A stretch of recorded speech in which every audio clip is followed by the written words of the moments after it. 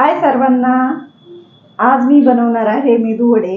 तर याच्यामध्ये मी 1 वाटीभर उडीद डाळ 2-3 तासापूर्वी भिजत टाकली होती आणि ती खूप छान भिजली आहे। इथे मी थोडासा रवा भिजत टाकला होता त्याच वेळेस आणि तो पण आता छान भिजला आहे। आणि मेदू वड्यामध्ये मी काही फारसं साहित्य घालणार नाही, तर 2-3 हिरव्या मिरच्या आणि मीठ चवीपुरतं एवढंच टाकणार आहे।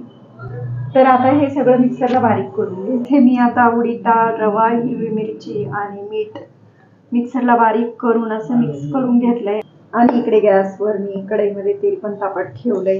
हे असं पीठ मी थोडंसं हातावर घेतलंय आणि अशा पद्धतीने सोडते।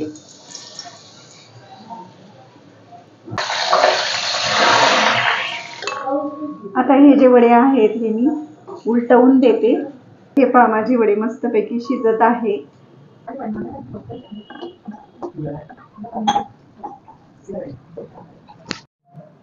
तर अशा पद्धतीने आज मी बनवले एवढे मेदू वडे आणि आकार काही व्यवस्थित नाहीये, पण छान झालेत।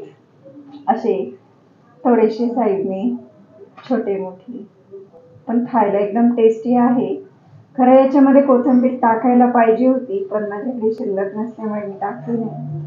आता तुम्हाला एक मेदू वडा जो आहे तो फोडून दाखवते। तर हा मस्तपैकी आतून असा शिजलेला आहे। त्याच्यासोबत या वाटीमध्ये आहे दह्याची चटणी आणि ही चटणी मी कशी बनवली त्याची पण एक छोटीशी व्हिडिओ तुम्हाला दाखवेल। तर आजच्या व्हिडिओमध्ये एवढंच। भेटूया पुन्हा पुढच्या व्हिडिओमध्ये। Bye bye.